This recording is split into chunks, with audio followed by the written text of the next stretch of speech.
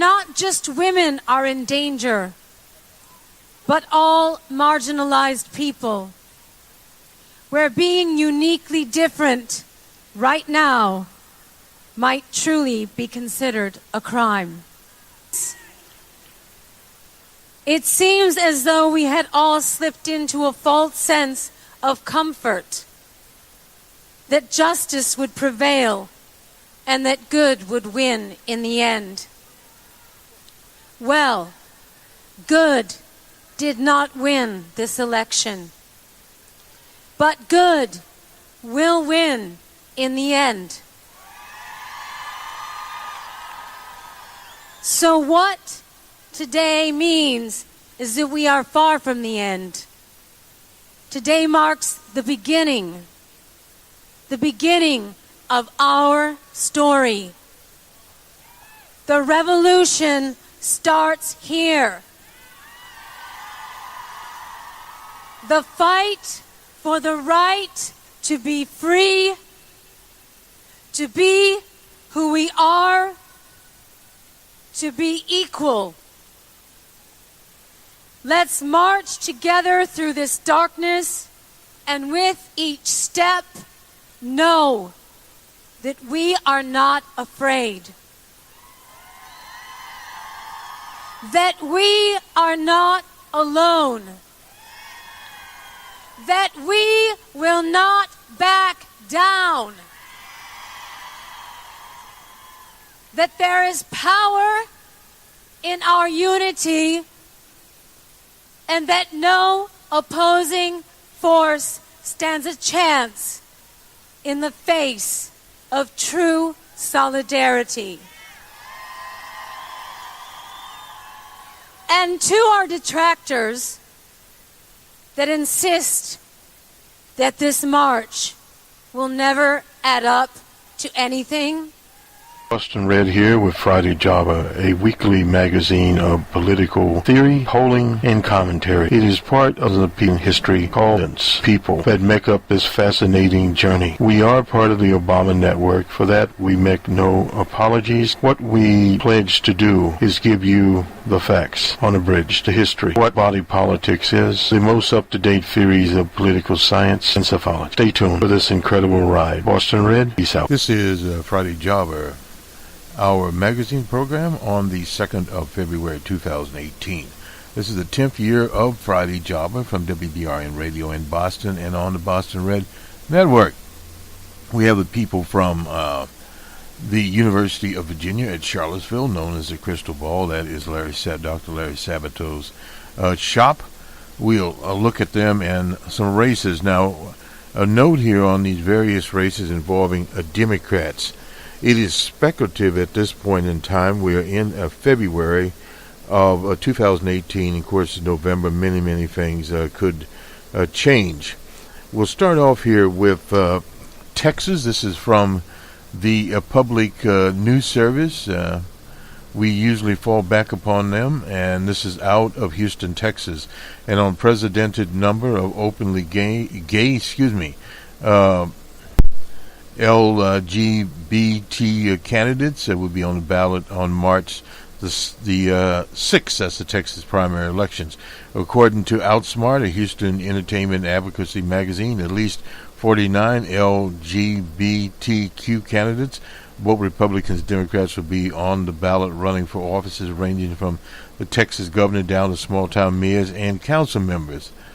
Chuck Smith, he's the CEO of the advocacy group Equality Texas, said the Lone Star State appears to be leading a wave of LGBTQ political activity as a result of the current political climate. We see that happening in many times.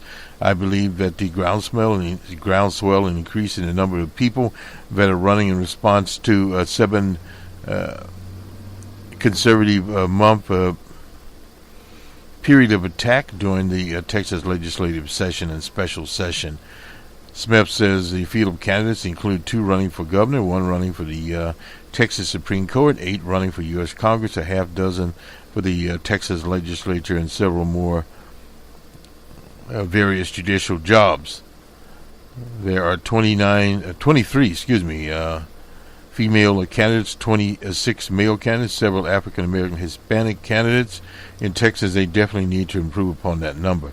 The report also says there are currently 18 LGBTQ incumbents across the states. He believes most of the candidates are motivated to seek office by more than just their sexual orientation. We hope so.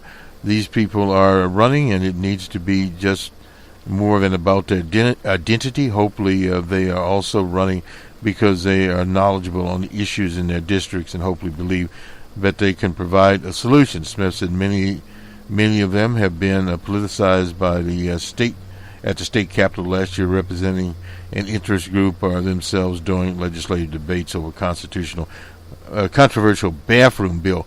When you get down to these trivial issues of this nature, like bathroom bills, you represent a vocal, conservative, evangelical, European Christian point of view. But that is not necessarily the predominant viewpoint. It's sort of like in China handling these LGBTQ issues that basically the Chinese understand they're there, and they just look the other way. And that's a majority of people will do that, and they're not taking a hard position there. They're just basically minding their own business and moving along. As far as activism from a group, yes, most of these people in this group are people that are to the left of center, at least on our political scale. So thus you have better candidates out there. February 6th, next Tuesday, is the last day to register, and early voting will begin on the 20th of February. And the general election, of course, is November the 6th. Of this year as we go in there. This is a good segue to go into the people at the University of Virginia. It's Larry Sabato's shop. This is, again, Kyle Kondik. He's the managing editor there writing this. The districts that will determine the next House majority, charting out the Democrats' path to 218 seats, district by districts, a long process there, in sketching out the potential path to a bare Democratic majority, 218 seats out of 435. We found that in all likelihood, Democrats will need to win a similar numbers of Republican-held districts won by Hillary Clinton as well as DJ Trump in the last election. It's hard to construct a Democratic majority without the party netting several seats from California. Democrats are likely to win at least multiple seats apiece in New Jersey, New York, and Pennsylvania, where district maps may be in the offering. Yeah, in fact, the judge threw out in Pennsylvania some of these gerrymandered districts, and this has become more and more of an issue. This gerrymandering, what the Republicans have done in various states, have used gerrymandering. We hear repeatedly about the so-called Russian Federation influence in the 2016 election. But what we don't hear about, and is much more substantial, and it's substantive, is the influence of things as gerrymandering by the Republican Party and the legislatures that they hold, and also outright voter suppression, scrubbing people or removing people from voter rolls, those kinds of things, and increased voter laws. One of the things you can always do is use an administrative tool, which they are using, to make it much more difficult for people to register to vote, while striving certain types of identification to them that can hinder older voters. And at the same time, high incarceration rates among African Americans exclude many people. And many states do have processes to do this, but it's an administrative type process, and it may or may not be open to everyone. It may not be very easy to do. I know in the 2012 election, we were literally around constructing birth certificates for people in Wisconsin. One lady had voted literally since Harry S. Truman, and she was known in her area. She was in her 80s. known by the judges. Her grandkids were there, etc. But what had happened to this lady was, when she was born, the birth certificate that she had a different name on it, or it was non-existent. But she had voted in every election. And states have to take into consideration the voting record of a person. If a person, say, has voted in 5 or 10 different elections, obviously, and they've not been purged and not challenged in their on a local precinct level, there should not be a situation where they are removed from the voted rolls. Now, we've had other kinds of administrative things, such as addresses, where people are removed because they, quote-unquote, live at a commercial address, when in fact, for 50 years, it didn't really matter if it was a commercial address or a residential address. What mattered was that the person registered to vote and that they were able to vote. Now, we're not talking about people that were accused of voting in multiple locations or in multiple states. Voter fraud, and that's the reason this voter fraud commission collapsed, is because it is very, very low instances of voter fraud out there. Kansas, one of the toughest ones, had very, very few cases. Some of these other states have had less than 10 cases out of millions of voters. So in other words, voter fraud is not there. This is one of the elements that the right wing has always said, that these people are coming out of nowhere. Now they're claiming immigrants are voting. The Trump administration, DJ Trump himself, claimed that he lost the election because people that were undocumented voted. But there is no actual firm proof of that actually happening out there. But what we do have firm proof of is gerrymandering. Various courts have taken apart these plans, and what's happened is the right-wing Justice Department on Beauregard Sessions have taken it to the more conservative Supreme Court to hold people back. But what is the ultimate effect on this? Well, you can put up various documents that need to be done, but demographics will eventually overrule you, because what is happening in 2018, young people that were 10 years old in 2010 are now able to vote 8 years later. So in other words, that pattern goes on, and they would have had birth certificates at their birth. That is the way they are registered, and Social Security numbers, and that has been going on for the last 25 plus years. So in other words, we have more documentation, we can track people, and because of this increase, there's always a flip side to things. It's not an unintended consequence because of this so-called Real ID law, and as you go on and on with the Real ID, 5 years into it, people will have that type of documentation, and then you'll not be able to exclude them based upon identification.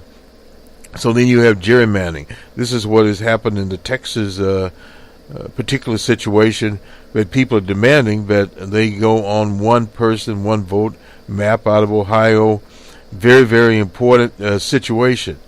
So this is the reason we downplay this so-called Russian interference thing. This is American interference that is causing the thing. Yes, they're talking about propaganda on some of the social networks. That only goes to a small percentage, and one of the things we're going to attempt to do here at WBRN is find out the percentage of voters, or at least a general forecast, estimate, etc., of the number of people that were perhaps could have been swayed, that would have not ordinarily been swayed. We can do that in polling, we can do that in models. So those are some of the things we will be looking to do to improve our quote-unquote big data type operation out there as we move more and more into this. Now, what this is more speculative. Let me get back to it here. A caveat, what follows is not a projection. We're not making many Pacific House calls 9 months before the election. In other words, this is very tenuous. The drive for 25, Part 2, we previously described the Democrats' odds of winning the House as roughly 50-50. Well, a 50-50 proposition is 50% they could, 50% they could not. I would put that more at 45, 55, in the sense that in some of these districts you give the advantage to the Republicans. Here's why. Because they have gerrymandered some of these districts so badly, and secondly, the amount of money the Koch brothers of formerly of Wichita, Kansas, now Palm Springs and Palm Beach, California, and their ilk will be able to put into this election. You work from behind. Now they need 25 seats to win back the House. 25 is not as bad, because what you have is like Gowdy and various other people, Republicans retiring and opening up some of those seats. Now, just because the district has traditionally been Republican does not necessarily mean they will field a candidate that will win. We found that out in the Jones operation. That is more of an outliner, but still at the same time, those situations do occur, and depending on who they run. However, even in bad years for the presidential party, that party usually wins at least something for the other party. There's no doubt about that. That's why we gave it the best candidate in Minnesota won, an open seat in southern Minnesota that Trump carried by 15 points. That is a seat by Waltz that is now running, I believe, for the governor of Minnesota. But that has been a contentious seat down in that area very close to the Iowa border. Assuming Democrats need to capture at least 25 current Republican seats, what follows, you choose your adventure, no doubt about that. Win all 4 open seats where Democrats are already favored. That is in Arizona 2, California 49, Florida 27, and Jersey 2. Now, in California, they have made strides since the days of Ronald Wilson and Reagan, no doubt about that. Here, it's anecdotal evidence where Hillary the Monster Clinton was able to win. But the problem there was it was a sorry campaign, so again, if she won these districts, it's probably a very good chance. There are at least 3 more toss-ups or open seats there. This is Michigan, let me see, California 39, Michigan 11, Jersey 11 is open, and Washington 8 is open, Washington State. These are 2 more Clinton open seats in California, California 39, Washington 8. And we'll get down to whom these people are. At least 3 states from Pennsylvania. Now, the problem in Pennsylvania being normally a command and control state, we call it. In other words, the politics there are dictated by the party organization. The problem Pennsylvania has had is weak organization, and this goes into many of these so-called Rust Belt states. Ohio, for one, there. Turner is doing a very good job there with the Bernie Sanders organization, Our American Revolution, in Ohio. And in Pennsylvania, the key there is to run a progressive candidate, shown over and over again. Progressive candidates can win. Now, we had down in Georgia, John Ossoff, in his situation, he was not able to improve after the primary there, but he was against Karen Handel. Now, Handel had run for various offices, had been around. She's running again for re-election now. Now, I'm not certain as to whom will be against her. Now, we have Pennsylvania 7 by Phil Meehan. Probably would become a Democratic seat under a remap. Now, this is very important if they get a remap in, particularly in places like Pennsylvania. Dramatically redraw the district dominated by Delaware County. This is a county that Hillary Clinton won by 22 points. Now, there is, let's see here, Democrats have additional targets. Costello, that is in Pennsylvania 6th, Fitzgerald, Pennsylvania 8th. That is around the swanky Philadelphia area. These hard right candidates may not change much at all, given that it is already a capacity situation. This is in Bucks County, the Republican-leaning seat held by retiring Representative Charlie Dent. That is Pennsylvania 15th, Pennsylvania 18th, vacant and heavy Republican seat holding a seemingly a competitive race in Pennsylvania 16 in all likelihood. The redistricting scramble, and all this is based on the redistricting scramble. A new map would impair Representative Cartwell, that is Pennsylvania 17, who holds a northeastern seat, initially drawn as a Democrat vote, but sunk. Trump became much more Democratic in redistricting there. Now, free vulnerable California districts, and these have been up and down. Jeff Denham, David Velasco, that's 21 and 10.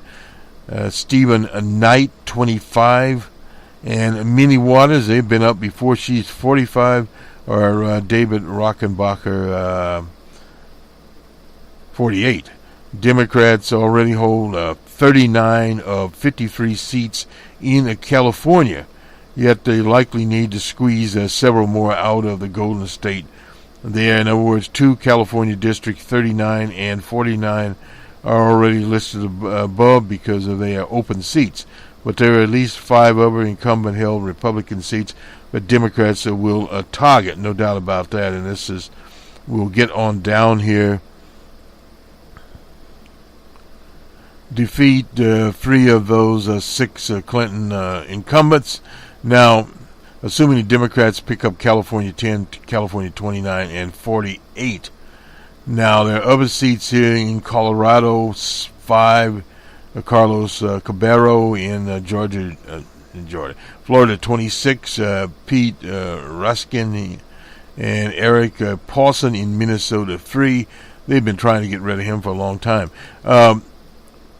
Will Hurd in Texas 23. Barbara Comstock, Virginia. They have a chance of doing something in Virginia. Win one of these free historic Clinton seats, historic Republican seats. That is in Jersey 7, Leon Lance. John Cummingson in Texas 7. And Pete Sessions, that seat has been up before. It's in Texas 32. Defeat one of 2 Trump district freshmen who were narrow winners in narrow districts. Now, this is in Minnesota. This guy had a concussion. Jason Lewis, a talk show host there. And in Nebraska, Don Beacom. I don't know anything about Mr. Beacom. Both Beacom and Lewis were somewhat surprise election night winners. Well, Lewis, I believe, holds the district where what's her name used to be. What is her name now? Heard something I heard the other day. Michelle Bachmann. And Intrigue will feature Ashford and the 2016 Democratic nominee Angie Craig are front runners for the nomination to face this Jason character here. And let me just go down and finish this up. These are some toss-ups. We talked about California 10, Denham, Knight, California 25, Rockenbacher, 48. They're tossed up right now. Kaufman, Colorado 6. Carlos Cabello, Florida 26. Open, Michigan 11. That was Trot. Lewis, Beacom in Nebraska 2. Another open seat, Jersey 11. Fedon Hassan, he's not running again. John Fesco, that's New York 19, that's upper state there. Claudia Tierney, New York 22. Another open seat in Pennsylvania, Mecum. And Hurd 23 in Texas. Comstock, we talked about that before. Some but lean Republican, and these have been up before. Minnie Waters out in California 45. Mike Bose in Illinois 12. Pete Rukin in Illinois 6. Karen Handel. Now, this is Georgia 6. This is the one we talked about earlier there. John Alsop was there. Ron Bloom, that has been in play before. That's Iowa 1. Dave Young in Iowa 3. Two of them up in Iowa 3. Kevin Yoder in Kansas 3. Kansas 2 is an open seat. Also Jenkins. Andy Barr in Kentucky 6. These are lean Republican. Paulson in Minnesota 3. They've tried to find somebody to get rid of that person. Greg Ganifort. Now, this is out in Montana. He's the lone representative out there. Said leans Republican. Ryan Costello in Pennsylvania 6. Brian Fitzgerald, Pennsylvania 8. So there's 2 out there. And Dent, that's an open seat in Pennsylvania 5. A special election there. Murphy in Pennsylvania 18. Cumberson in Texas 7. And Mia Love. Now, Mia Love is an African-American out in Utah 4th. Leans Republican. She supposedly had a hard race there. I wonder if the proverbial candidate that Dr. Sabato used to support will come back. I don't know. But like the Republican here, won't go into all these. Rodney Davis, that's Illinois 13, has been mentioned before. Illinois 14. Holgun. Bishop in Michigan 8. Budd in North Carolina 13. Holding in North Carolina. Pittinger in North Carolina 9. MacArthur in Jersey 3. I don't know that district offhand here. And New Mexico has an open seat there. Dan Donovan. These are likely Republican. New York 11. These are upstate. 24. John Katko. 24. Reed 23. And New York. That's New York 23. Lee Zandon. New York 1. And let's see, this Pete Sessions. This shows up occasionally. This is Texas 32, an open seat. David Bratt, that's an interesting character there. The economist that knocked out the House leader. Been out so long I can't remember his name right now. But anyway, he knocked him out. And Kathy Rogers, that's out in Washington State 5. She's got that going on there. And Jenkins, that's a West Virginia open seat there. And some toss-ups here. And this is always a toss-up. Rick Nolan, Minnesota 8. Northern Minnesota. Southern Minnesota, we talked about Watts. Minnesota 1. And Sheila Porter, that would be in New Hampshire 1. Leans Democrats. O'Halloran, Arizona 1. McSally is an open seat. Arizona 2. Army Barra in California 7, an open seat here. Darrell Issa 49. They should probably pick up Darrell Issa's seat. Murphy in Florida 7. Russ Latham, that's another open seat in Florida 27. Jersey's an open seat there. Labano. And in Nevada, another open seat. And 2 open seats, Nevada 4 and Nevada 3. Likely Democrat in Arizona 7. Opian. California 27. S. Carbanja. Charlie Tuna Chris in Florida 13. Lobsack in Iowa 2. Peterson in Minnesota 7. That is a conservative district out there, but he's been out there for a very long time. And Castor in New Hampshire 2. Gottenmeyer in Jersey 5. S. Maloney. Not sure who that was in. New York 8. Cartwright, Pennsylvania 17. And Ron Kine, he's over in Wisconsin. So those are some of the people here. Very, very, this is based upon what we're suggesting Democrats could win. Safe seats, 175 not listed in the table. Republicans could easily win, say, Republican seats. 176 not listed. So this is kind of up in the air here. Let's get over to the Dow dropped 250 points. We'll have more this weekend on a numbers man on where the Dow's going up and down. The benchmark Treasury yields jumped to more than 2.8%, the highest level since 2014. And this is from Reuters lately. We do have the January figure out. They predicted 180,000 jobs. It was actually 200,000 jobs for January, and we'll have more of that later. The Super Bowl, beer, pizza. Papa John is in trouble. He's dropped out. He's down 23%. That brand name with the NFL's choice, he'll be out of the game. Domino's, none of these pizzas are very good, is switching their switching their leader. Domino's, the analysts post 8% revenue growth. That's what they'll have this year compared to under 2% Papa John's. These big, a lot of it's also the trend. Guacamole, this is from Reuters, is making it big there. Guacamole as a dip. You have a lot of avocados out there, very popular in Mexico, very good nutritional food. I'd advise people to get it.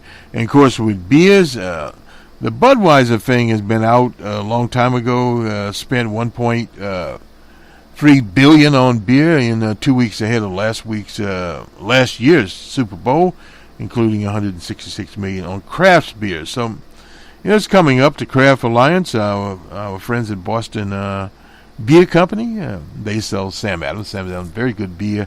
There are a lot of craft beers out there to buy.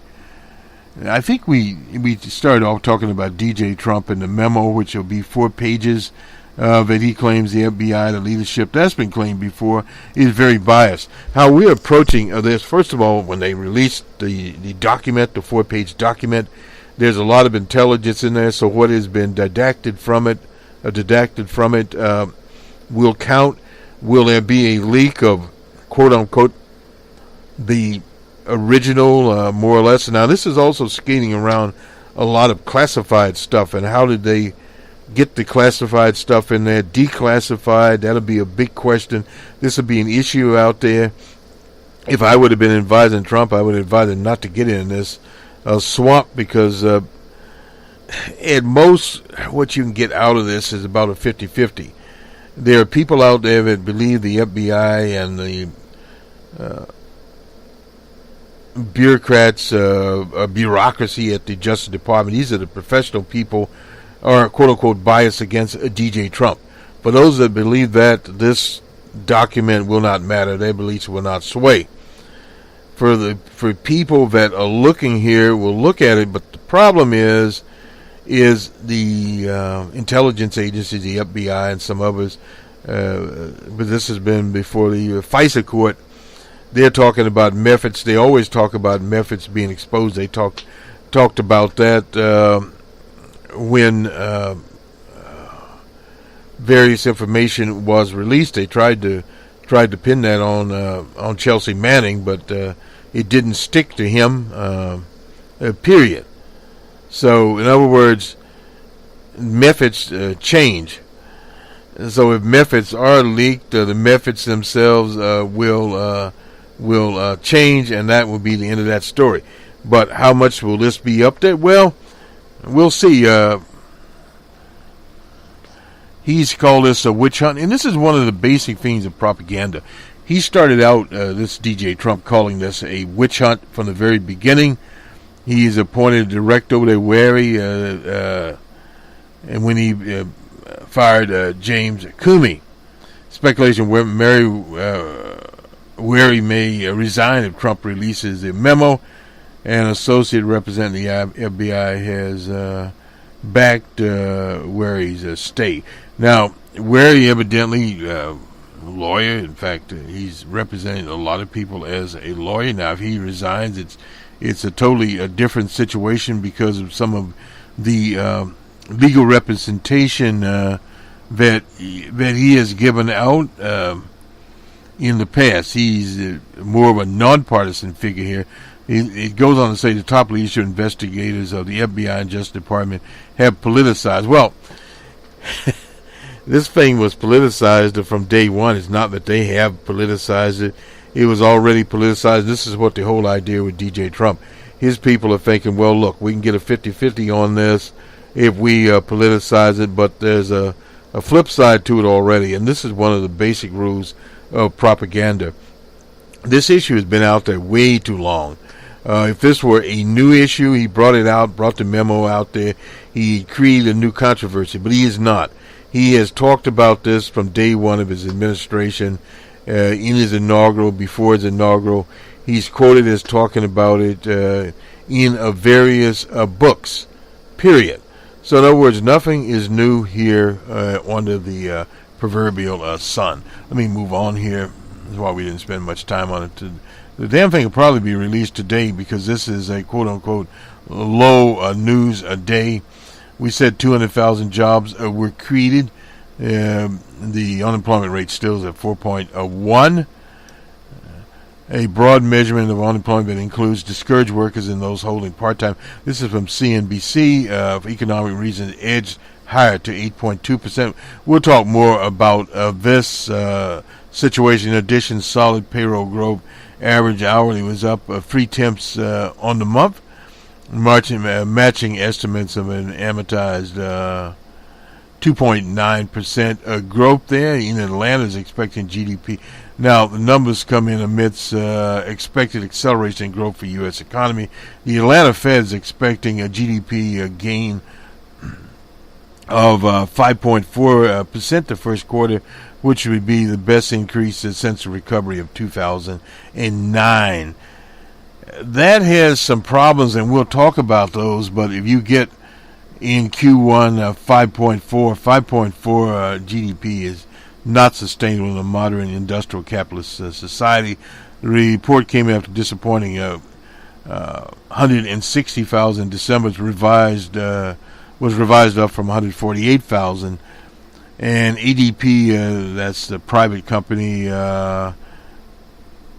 payroll increased by 234,000. November gain of 252,000 was cut from 252,000 to 216,000, making the net from the two revisions a minus 24,000. Household survey, an even broader survey with a gain of the rolls of the unemployed grew by 108,000.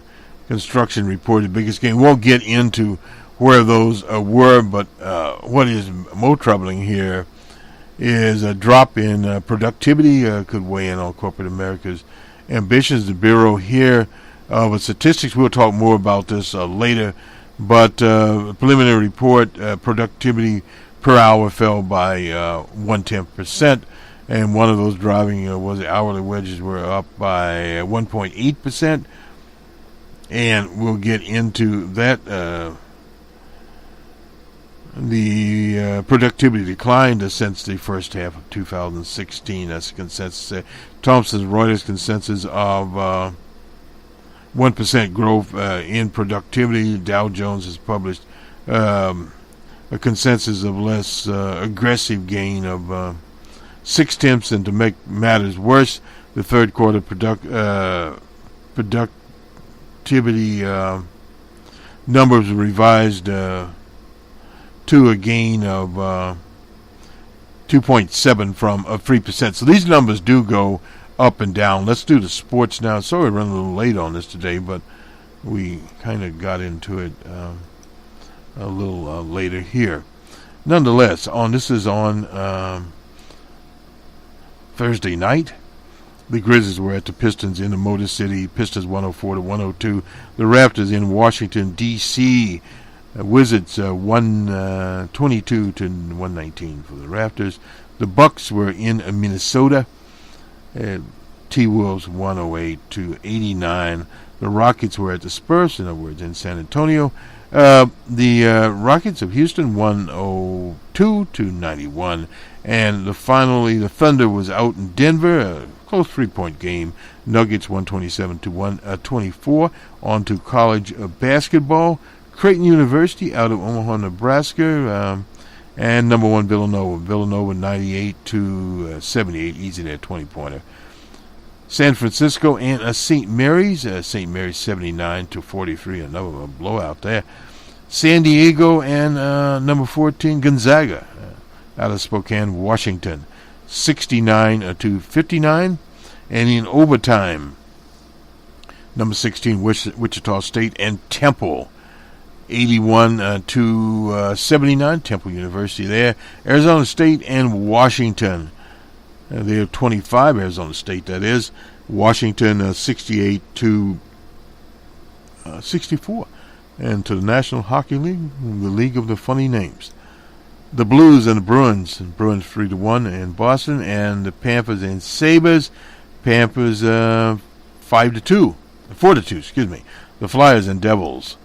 Devils 4 to 3 in that one. And the Maple Leafs and Rangers. Maple Leafs shut out the Rangers.